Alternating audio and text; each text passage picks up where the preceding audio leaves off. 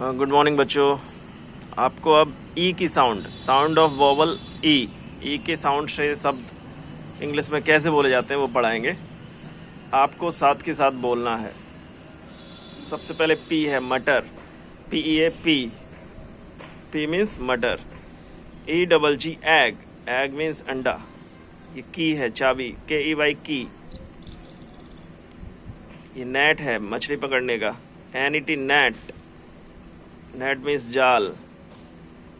PEN pan. ये bad है, BED bad.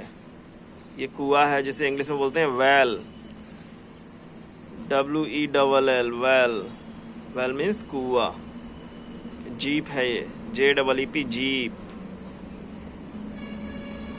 चलिए और भी शब्द हैं उन्हें बोलते हैं। अब आपको साथ के साथ बोलना है, 2 बार बोलना है।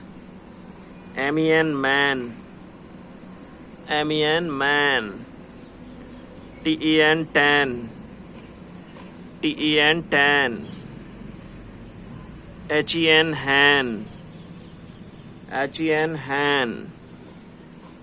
DEN Dan,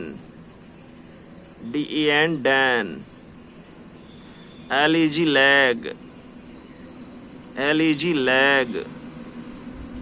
BEG beg, REG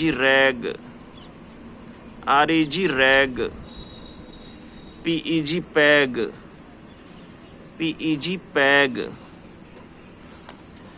BELL bell, FELL fell, SELL sell, TELL tell. आगे देखिए, आप भी बोलिए, जोर से बोलिए। PET pet, JET jet, VET vet, GET get, KEEP keep,